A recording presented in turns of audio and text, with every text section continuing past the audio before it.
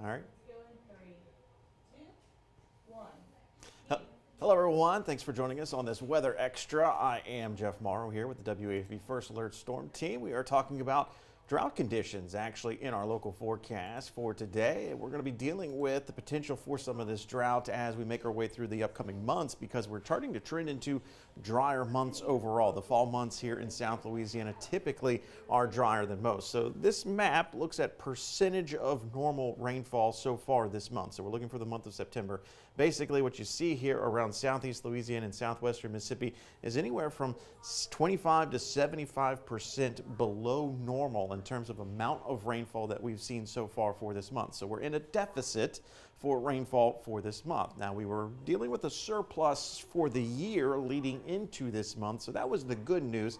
Bad news is because we're starting to see this deficit take more of an impact and effect, we're starting to see drought conditions pop up here across southeast Louisiana. So the National Weather Service issues what they call a drought monitor each and every week. It comes out on Thursday. So yesterday, the latest drought monitor came out. Now, for a good chunk of southeast Louisiana, we saw spots of what we call abnormally dry. It's the lowest category of drought here locally. We're starting to see that spread out a bit farther out across South Louisiana, and we're starting to see even a couple of these little dots here of moderate drought. So we're not talking about extreme or exceptional drought, which is the worst categories. That's well off towards the west in the country for this time of period at least.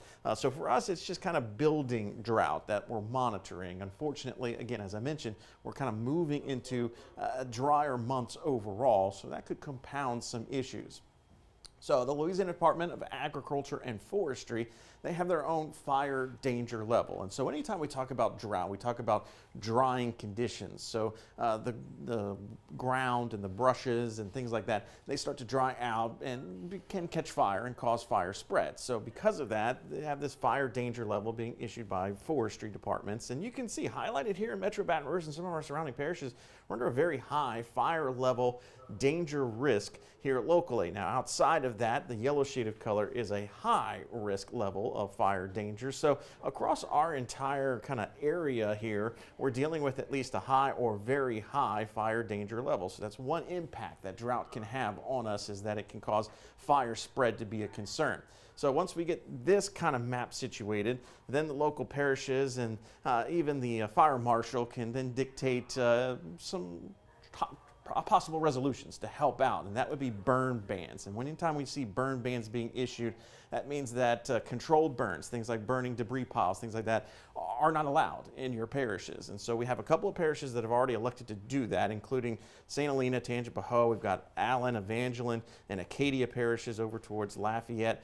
So locally, it's just St. Helena and Tangipahoa, but just to the west, we have that. So that's kind of in that high to very high category, that fire danger level that the Louisiana Department of Agriculture and Forestry has issued. So kind of hand in hand, working with the parishes, working with the State Fires Marshal Office, to where we start to see impacts beginning to spread and starting to maybe have some concerns or some threats that we'll keep an eye out for. So fire spread concern is going to be highlighted here with our drought conditions as we get into these fall months where we are expecting less and less rainfall. So the burn ban is only for select parishes.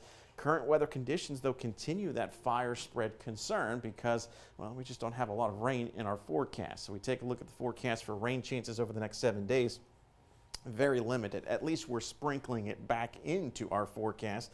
Over the weekend, though, no worries, 10%. So if you have outdoor plans, you should be just fine. But as we go Monday, Tuesday, and even into the middle of next week, we start to bring in isolated to very widely scattered showers and storms in our forecast. Of course, we don't want the storms either because the lightning can actually trigger some of these fires. So it kind of goes hand in hand. You want the rain, you just don't want the lightning to come with it because it can spark off some of those showers and storms. So as I mentioned, we're kind of moving into some months where we're dealing with less rainfall overall. And September is actually one of those months, but you can see October and November kind of categorically here through the year, we're talking about lower half in terms of average rainfall that we typically see here in Baton Rouge and surrounding areas. So we're getting into these drier fall months. That's not going to help us out in terms of helping to alleviate the drought. So it's something we'll probably be monitoring as we make our way through the next couple of months. So that's something to just kind of chew on here with this Weather Extra. Appreciate you joining in on this for us.